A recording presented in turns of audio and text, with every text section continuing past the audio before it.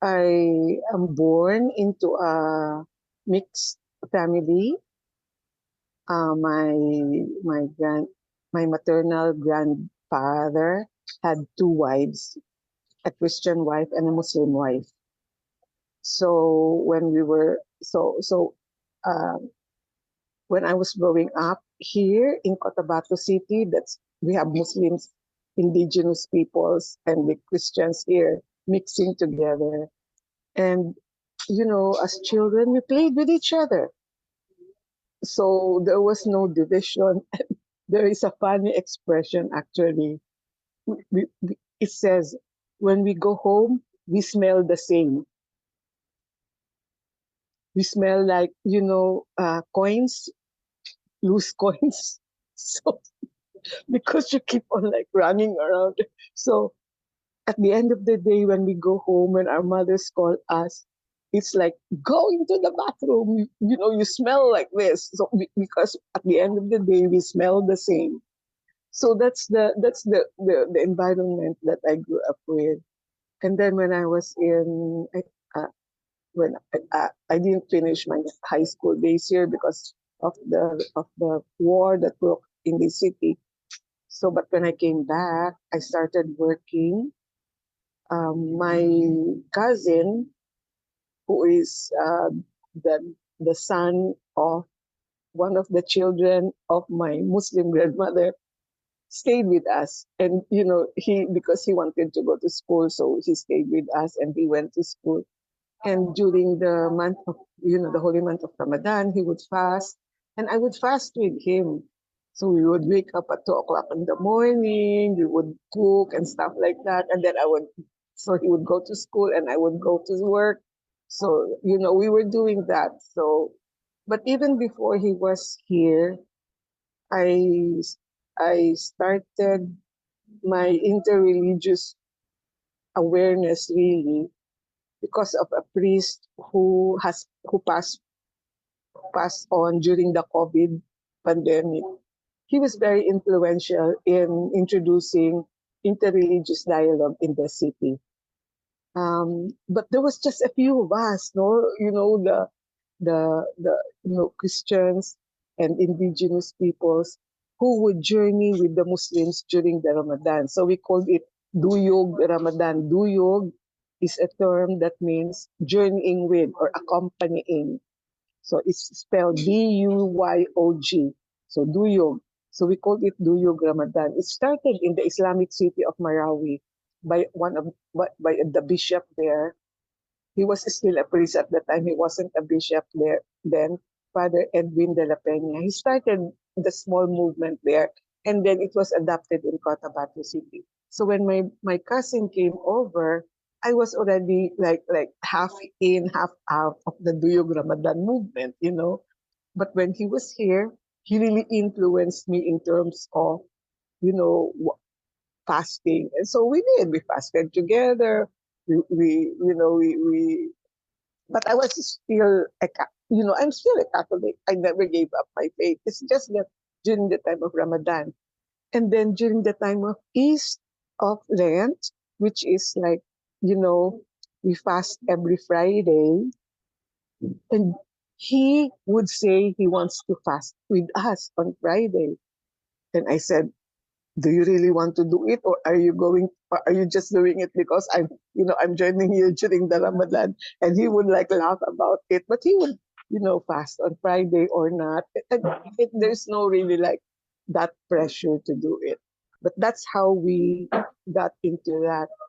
When the bishops and the ulama,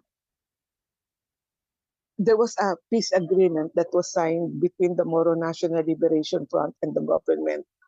And I remember they really requested the help of the civil society. They requested the help of civil society to please help them popularize the fact that there is now a peace process. There's a final peace agreement. The way the CSO responded was by forming a group of religious leaders. So there was this It started with friendship. There was Bishop Capalia, Catholic Bishop Capalia, Bishop Hilario Gomez of the United Church. I think he's from the United Church of Christ and the Philippines UCCP, and then Professor Mahid Mutilan from Marawi. So the three of them, started talking and said, we want to start this group. And then I think they talked with CRS, and then CRS said yes and supported the formation of the Bishops Ulama Forum. I remember that because Ron Craybill, you know him? Ron Craybill, he came and facilitated the I'll tell you a secret. That's when I got my scholarship at TNU. But he came and facilitated this workshop with the bishops and the ulama, and he couldn't get through them. He was just like there was just a block, and he was really so frustrated. And then he called me and said, I, I wasn't with CRS yet at the time. I was with Notre Dame University with the Peace Center, but I was invited like to support the bishops. And then he called over and he said, "Can you just help me like get through?" So I said, "Okay." So I started interpreting these bishops. They really know English, no? They know English, but they just didn't feel comfortable with this guy. So I started like interpreting and, like also pushing them to really, stop acting like that. I was, like really doing it like that. And suddenly there was just like another energy in the room. And so Ron was so happy and he said, where did you get your training? I said, I'm not trained. I don't know. I have no training. And he said, do you like to come to AMU? I said, yes, I want to study. So CRS, they talked about it. They sent a group to AMU with two bishops, two ulama, myself, Myla. And so that started the group really. So that's the kind of like exposure I had with the interreligious group. But I guess, being comfortable with these religions has been really been part of my life. Um, I told you about the other half of my maternal grandfather's family. So one time I went to visit and stayed with them for a month, and my uncle said, "You don't pray." I said, "I do." And I pulled out my rosary beads. See, I pray. When? I said, in the evening, I say my rosary. In the morning, I say my morning prayers. And he said, that's it? I said, yeah. And he said, uh-uh.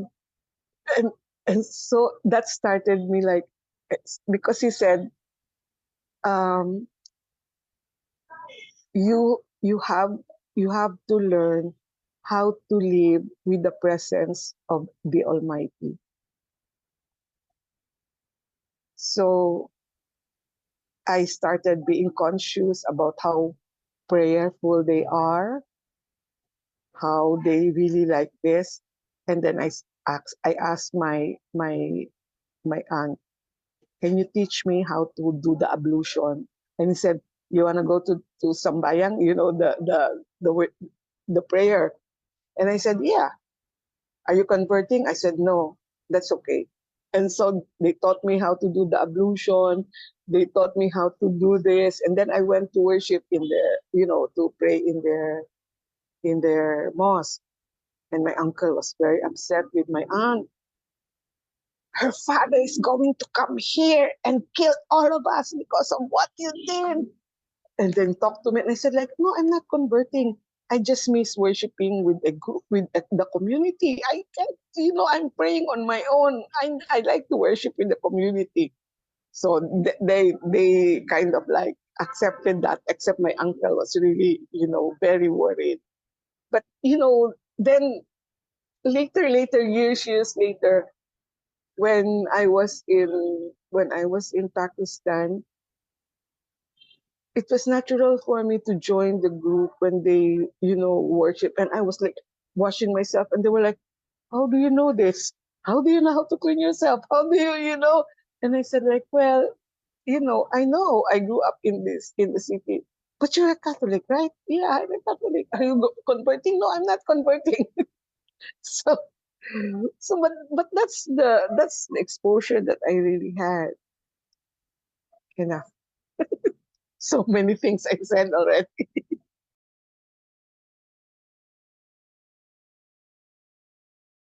My exposure with EMU, my exposure with the Mindanao Peace Building Institute also, built up that image that I'm a safe facilitator.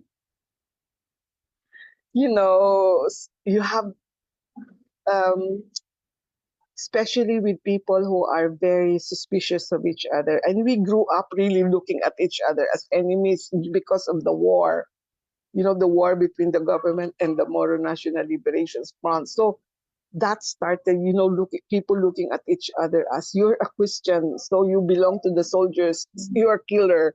And then, no, you're a Muslims and you belong to the rebel groups, so you are terrorists and stuff like that. So there's that tendency to really look at each other suspiciously. And then they look at who's going to be the facilitator, like who's going to be the. So people sometimes get upset with me because I really, even in social media, I don't take sides, or I refuse to take sides. Or they force me, like, speak on behalf of, speak on behalf of. I said, like, I'd like to, I know where my heart is, but I want to maintain my being a facilitator who is available. So I never did. So this kind of, like, you know, um,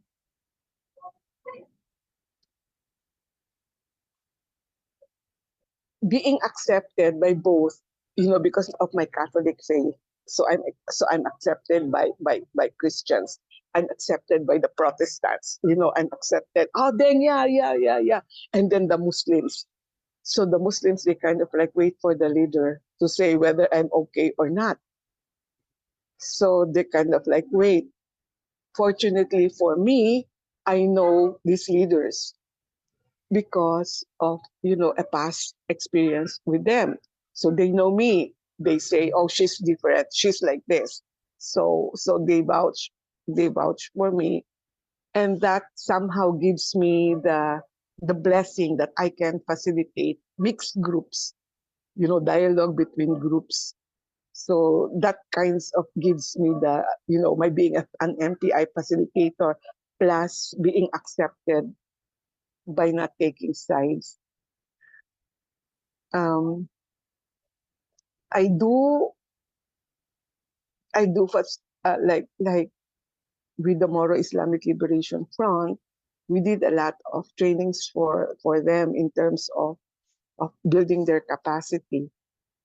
Um, but that was under the radar. You can't really talk about it, and that's why they said, "Oh, we like CRS." They don't announce everything. They don't talk about it. We love it. We like them because they don't talk about it. They don't put it on the media there. So they kind of like, we gained their trust because of that. So they know if it's CRS, it's gonna be like, psh, they're gonna get trained, but nothing comes out. But they send a, a, a, a religious leader. He sits at the back and he'll just do this. And when I introduce a concept, they'll look at him like this. And if he says it's good, if he bows his head, they kind of like question me about it. So, so you see the kind. So that's also how I build my credibility with these leaders, with these religious leaders, because they know that I respect if they said yes, that's acceptable, or no, that's not acceptable. And I say, yeah, don't do it if it's not, if this is not according to your, then don't drop this. Let's drop this. Let's go on to what is more. So tell me what is more, what is more Islamic? How can you be non-violent in the Islamic perspective and stuff like that? So I think that's really how I gained that entry point. But it wasn't easy. Um,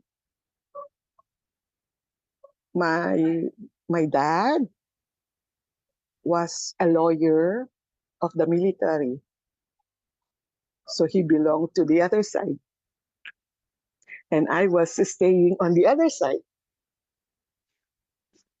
So it took really a long time for me to be accepted by the by the by the Muslims, and it was actually I owe this to one of my friends who sought really an audience with the with the higher up and said, uh, you know, what is your decision about me?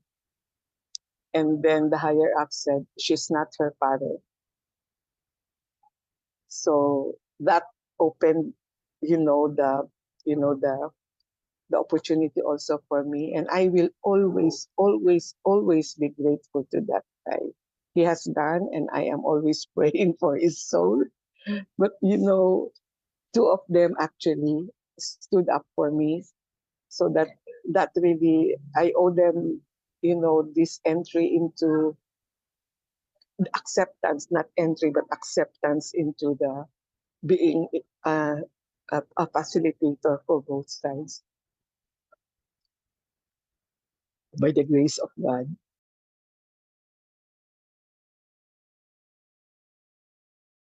This is my land. These are my people. So why will I give up? You know, even if what's happening now with the Bangsamoro, the Bangsamoro, and with all the things being said, I'm kind of like, well, let's make this work. Where else can we go? And these are our people. So we have to talk. We have to talk. We have to like really like make things work. Sometimes, I'm retired and I'm old, and I just had I had a big bout of with cancer. So it's kind of like I'm always telling people, look, I'm in the pre-departure area. So please, you don't have to pay me. You just invite me. I will give you what I want, what I know. I will help build your capacity. I just want to pass on everything because I'm already in the pretty party, and they will laugh and they said, "Are you live forever?" I said, "No, of course not. I'm not gonna live forever." But I really offer myself like so people gets excited. I get invited to the women's, there's a training for women. Yay! So we enjoy ourselves there. After that, I said like, when's the next training? Please invite me there. Oh, there's one for you. I said, okay, one for you. What else? I just keep on saying, and that drives my family crazy. They say, one engagement per month. These are my people. I cannot give up on them. Plus, as I think it was the Dalai Lama who said, the only way we can survive in this world is to dialogue with each other because of the differences that we have, the uniqueness that we have. So the only way we survive is we have to talk with each other. We have to dialogue with each other. I just I just put that in one of my slides.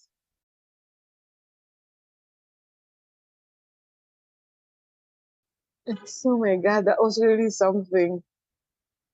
When you belong to a group of people that you really share your passion with, it seems that they've stopped being friends. They've really become family, right? Right? Like we're family. Like we've stopped being friends. We're kind of like really become family.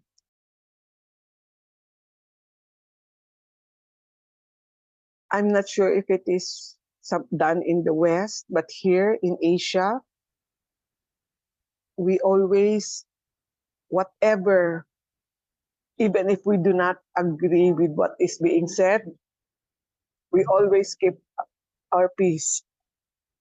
We always keep our peace. When given the opportunity to express ourselves, we have learned how to express our discomfort in a way not that is not perceived as disrespecting the elders.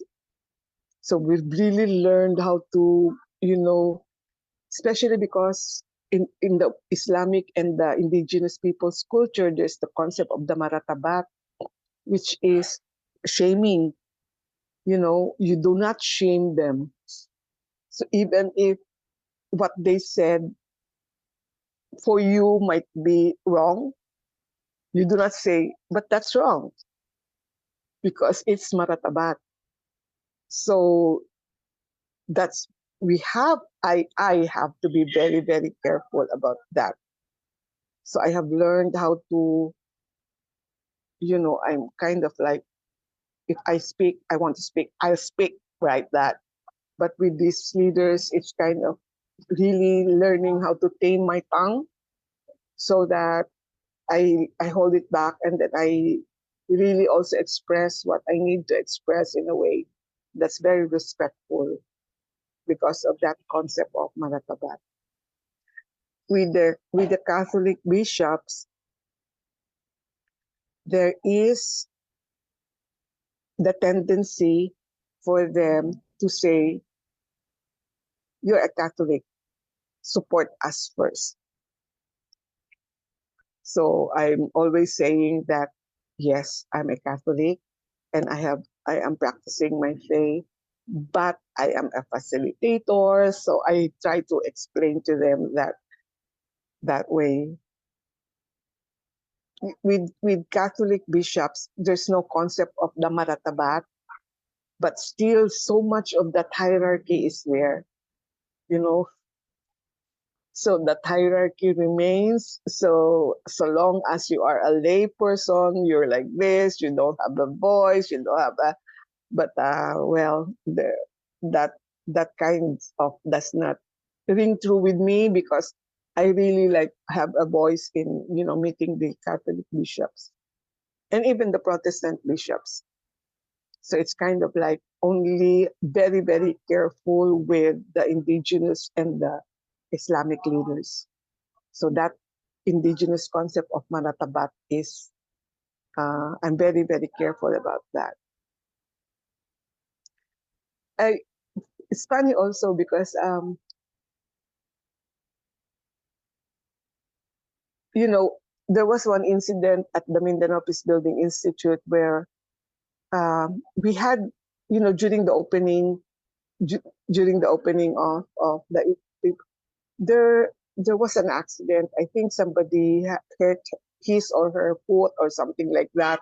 And then there was another accident that somebody was you know slipped in the bathroom and stuff like that. And then we had the head of the board. We have a member of the board who is an indigenous person, but also a practicing shaman. Like a religious person, but in the indigenous way. So he said, "This is terrible. Like no, we have to really like drive out the evil spirits and stuff like that." So there was a Muslim leader, and he said like, "Oh, I did prayers already," and then the bishop said, "Oh, we had mass and stuff like that." But then he said like, "We have to do it also the indigenous way." So he asked for a white chicken and white cloth and a katana, like a big bolo, stuff like that.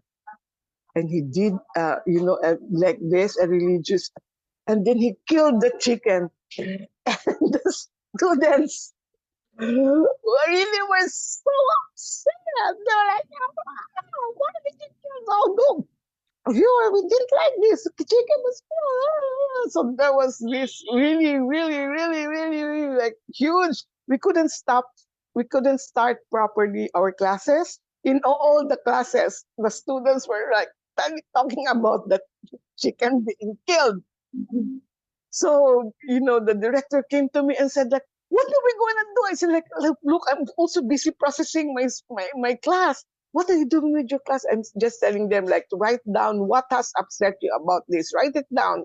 Give it to me, but write it down. Just write down what has. So she went to the other and said, then he's saying, just ask the students to write it down, write it down, write it down.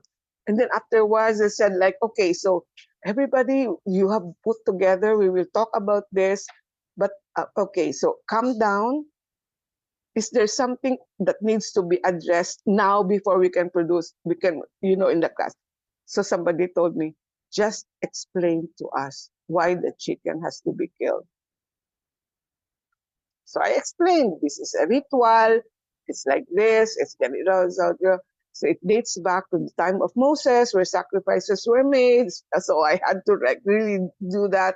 But during this time, no more sacrifices of people. So we turn to animals as sacrifices, etc. But this is not done daily. I said, this is only done when there is a need to it. So then I had to explain the decision of why the chicken had to be killed because of this and stuff like that. So that cleared up my class. At the end of the day, we met together, all facilitators, and said, we were not prepared for the chicken to be killed. So we all like laughed about it, but we said like, look at us. We are so upset about it. But that was an experience of how we really were shocked by something that we were not prepared for. But this is how they do things. We talk about, being exposed to each other's culture. We talk about, being exposed to each other's rituals. And this is the actual. And look at how we're reacting, And we were like, yeah. So we were like, yeah. But yeah, that was it. That was really like, no, we were not prepared. Yes, that's it. But how do when you have Western people who are really not exposed to this kind of and then suddenly that happens in front of them, it's kind of really a shock. They were not prepared. Even we were not prepared for it. But I said that's how sometimes we get into situations where we are exposed to the cultures of others, we're exposed to the indigenous practices of others, we're not prepared for it, and then we just have to process that and understand what happened. Oh my God, that was really, we had to like do trauma processing for our participants for the whole week, every night. People were like really traumatized. I was kind of like, oh my God, never again. That's really funny. So talk about interreligious exposure, catching you unprepared. Ay, Lord. But sometimes I also wonder when things like that, something comes up into my mind, and this is how you can process it. This is how you can, that thing. Somebody asked me, like, where does this come from? And I said, maybe because I have kept a lot of this knowledge and techniques inside me that I can draw them out when I need them. So I always encourage the facilitators, everything that you learn from me, write them down. And then, one day you will say, hey, she did this, I can do it here. And oh, like this, I can do it there. See, that's what you can do, because that's how I really feel that's how I manage, being in situations where you can just do the stuff. It's there. Thank you, Lord.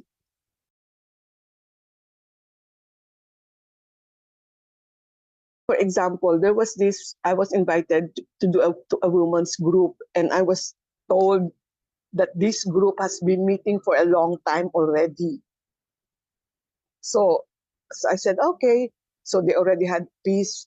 They had already peace introduction. They have peace background. They have conflict background and stuff like that. So this is a specialized training for them to become. Oh, this was a special training of trainers so that they can train others. So this was a training of trainers. So I said, okay. So I designed a training of trainers, you know, flow for 3 days. Part of it was uh, the Muslims, the indigenous peoples, and the Christian women. Part of it was how do you how do you look at how do you look uh, oh no, yeah, part of it was present something about your religion, present something about your religion. So you will present something as a Christian group, you will present something to the Muslim group, as a Muslim group you present something. So I was thinking they chose that as a way of really getting to understand. Oh no, it was a topic that the organizers asked me to introduce. They said that's a good topic for them to start the dialogue among them. I said okay, so I used the topic, and then the indigenous person presented something like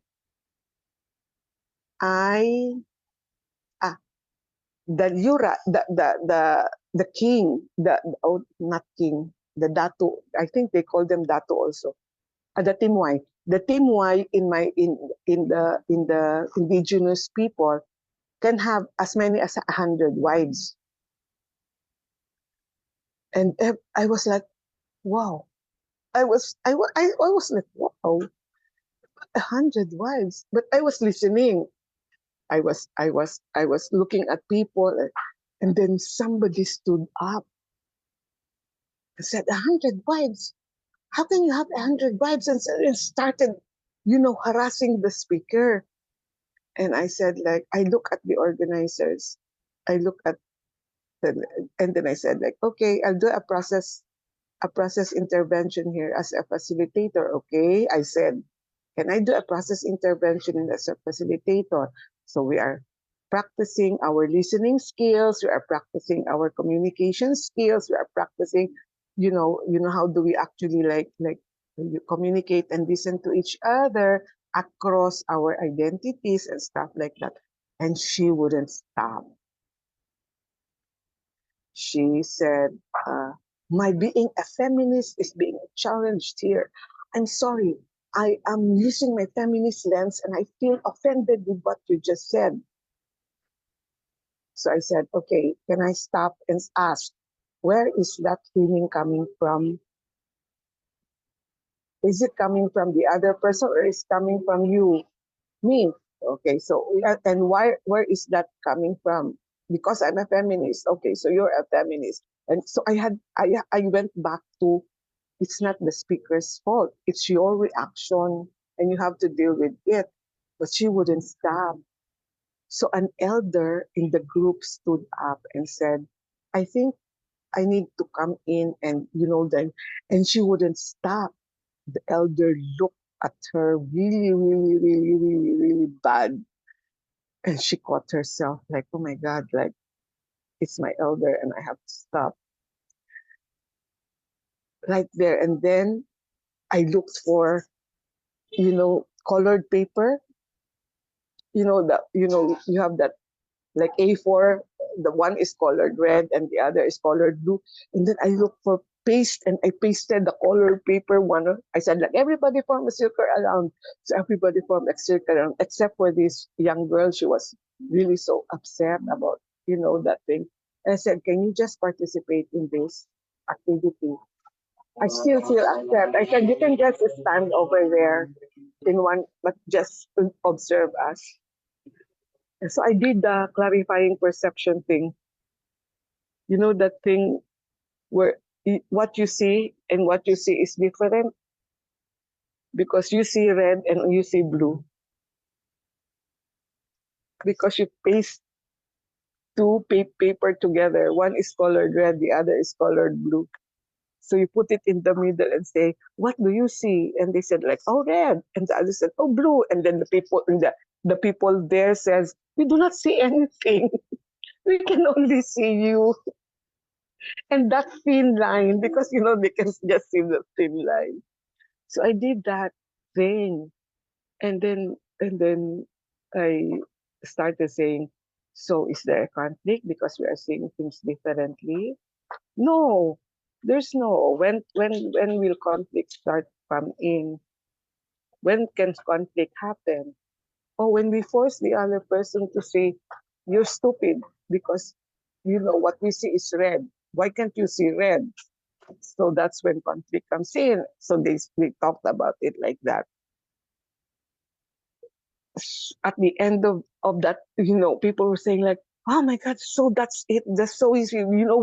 We're standing here and that's our perspective because we're standing from this side, and that's their perspective because they're standing from that side. So we're kind of like that. And how do you see what the perspective of the other is?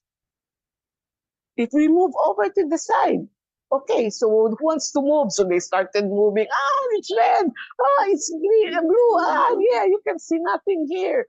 And somebody told me, "Why don't you flip that thing? Just flip that thing." I said, "No, I cannot flip that thing. Why?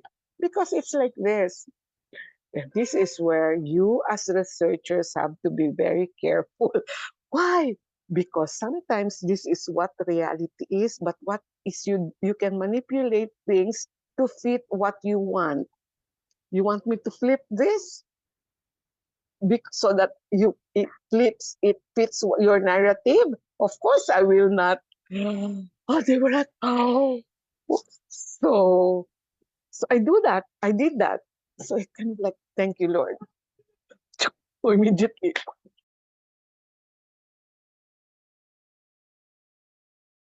she actually apologized. She went to the indigenous person. She cried, she apologized, and the indigenous person laughed and said, "You know what? I understand you. I understood you." I said like, "My God, this is why the indigenous people are so abused. They really are nice. Too nice. Yes. They are too nice. I could have taken that opportunity to sit that girl down and say, "Look, you know what? You, I really felt, this, have that conversation." But she just laughed and she said, like, "I understood you." And afterwards, I asked, because I'm not the organizer, so I asked the organizer to, "Can you sit with the indigenous person? I really want to know that if she really is okay, or did she just say that because it was in public and she didn't want to shame the other person?" So the organizer went, had a chat with her, and said that she really meant it from her heart. I went, "My God, these indigenous peoples are so forgiving. They're not so." But yeah, but the elder, she came to me and she apologized. And she said she should not have answered you because you were the facilitator. But she did, and that's why I stood up. I did not ask your permission. I stood up. "I'm sorry I didn't ask your permission. I'm sorry she did this to you. I'm sorry." I said, "You know what? Thank you for apologizing. But as a facilitator, you know, we really try to prepare ourselves for scenarios like this. Unfortunately," I said, "I didn't do this at the start of the activity. I usually do this clarifying perception at the start of each of the activity, especially if it's a new group, so that things are cleared at the start. But I was informed that they know this already. They have been doing this already, so I didn't do that thing. But now when I started MPI, I don't care if you went through this, you're gonna go through this again. But it was really fun when we did it at MPI because like I had somebody stand at my back and said like, get out of the way. We want to see what they're seeing. I said, I cannot get out of the way. They were saying, put your head down. I cannot put my head down. They were so upset at my back because all they can see was my back. It was really funny.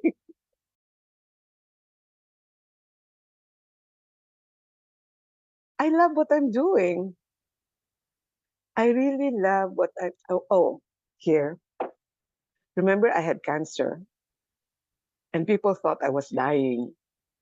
So one of my co-facilitators at MPI, Wendy, she would, whenever she's in the Philippines, she would really come to visit me. And we would talk and we would laugh and stuff like that. At the end of it, she would say, Deng, how come you're laughing? You're in that you're in your bed because I cannot, like I was lying down for a year almost, like really just lying down. You're there and you keep on laughing. Why? I said, like, Wendy, you always pray that you want to see Jesus. And you cannot see Jesus if you don't die. I'm prepared.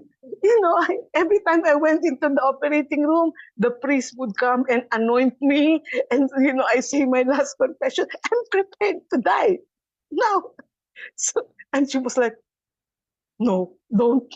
No, don't. I said, like, yes. When you go through four major operations, when you go through cancer and all this stuff, you're kind of like saying, Lord, just take me. I'm really so tired. So I said, like, I don't know, with facilitating, I just love what I'm doing. And that's what I miss the most. When I'm not anymore doing something like that, I miss it very much. I'm just blessed that there's still, these opportunities still come my way because I really love what I'm doing. And I prepare, like, they tell me, oh, there's something like this happening in I think September, in August or September. So I start researching already and I already prepare. I get excited about it. I put a folder in my laptop, and that's where I put all the readings that I want to read. And I start preparing my slides and I start, it really excites me. I don't know. I just love sharing and then I love also enhancing what I know because of what I hear from others. So I told my Myanmar person because we were talking about we were talking about violence, and he mentioned something about that's a form of violence. I said, yeah, but I never thought of it that way. And then I look at him and I said, thank you. Now I have another form of violence in my mind. And he said, like, hmm. So I said, yes, you have a plus one. I like it. I like learning from others also. Do you know that the king of Cambodia, before they when they want when they are groomed to be king, they spend at least a year being a monk. That's what I learned from my monk student. They have to learn first how to be a monk. The discipline, my God, that monk was really disciplined. Anyway, so I learned that. I was like, will you be king? No! No, I said, will you be king? No.